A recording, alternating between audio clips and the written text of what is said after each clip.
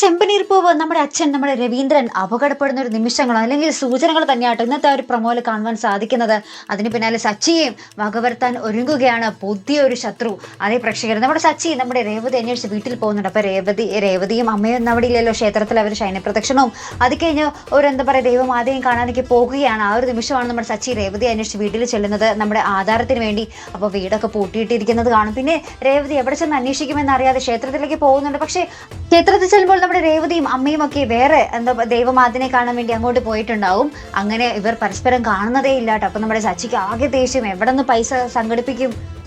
അങ്ങനെ സച്ചി ഒരു നിവർത്തിയുമില്ലാതെ നമ്മുടെ ആ ഒരു പണ്ടത്തെ പലിശക്കാരനുണ്ടല്ലോ അയാളുടെ അടുത്തേക്ക് പോകുന്നൊരു രംഗോട്ടോ. അപ്പൊ അയാളുടെ കയ്യും കാലൊക്കെ പിടിക്കുന്നുണ്ട് സച്ചി. എൻ്റെ അച്ഛൻ്റെ ഒരു ജീവന് വേണ്ടിയാണ്, പ്ലീസ് സാർ എനിക്ക് തരണമെന്നൊക്കെ പറയുന്നുണ്ട്. അപ്പൊ ആ ഒരു പലിശക്കാരൻ പറയുന്നുണ്ട്, നിന്റെ അടുത്ത് എന്തുണ്ട്, എന്താ പറയാ ഈടായിട്ട് എന്തുണ്ട്, വല്ല ആധാരമോ എന്തെങ്കിലും പണയം വെക്കാൻ നിന്റെ കയ്യിൽ സ്വന്തമായിട്ടുണ്ടോ എന്ന് ചോദിക്കുമ്പോൾ സച്ചി പറയുന്നുണ്ട്, ഇല്ല സാർ എൻ്റെ അടുത്ത് ഒന്നുമില്ല, പക്ഷെ ഞാൻ ഉറപ്പായിട്ടും തിരിച്ച് തന്നിരിക്കും, എന്നെ വിശ്വസിക്കും, എൻ്റെ അച്ഛൻ്റെ ജീവനാണ് വലുത് എന്നൊക്കെ പറയുന്നുണ്ട്.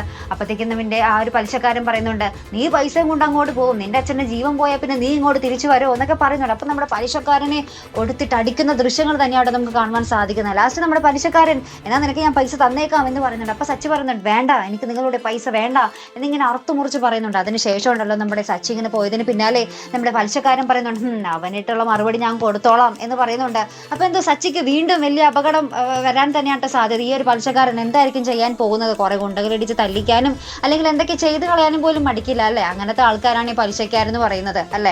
അപ്പൊ എന്തായാലും നമുക്ക് കണ്ടു തന്നെ അറിയാട്ടോ, നമ്മുടെ രവീന്ദ്രന്റെ ജീവനാണ് ഇപ്പോൾ ഹൈലൈറ്റ് ആയിട്ട് നിൽക്കുന്നത്. അദ്ദേഹത്തിന്റെ ആ ഒരു ഓപ്പറേഷൻ സർജറി എത്രയും വേഗം നടത്തിയില്ലെങ്കിൽ മരണപ്പെട്ടു പോകുമെന്ന് ഡോക്ടർ വിധി എഴുതിയിട്ടുണ്ട്. അപ്പൊ എങ്ങനെ ആ ഒരു ഓപ്പറേഷൻ നടത്തും അല്ലെ. അപ്പൊ എന്തായാലും നമുക്ക് കണ്ടു തന്നെ അറിയാട്ടോ. അപ്പൊ ഇതുപോലുള്ള പ്രൊമോ റിവ്യൂസിനും എപ്പിസോഡ് റിവ്യൂസിനും ഒക്കെ നിങ്ങൾ മറക്കാതെ ചാനൽ സബ്സ്ക്രൈബ് ചെയ്യുക.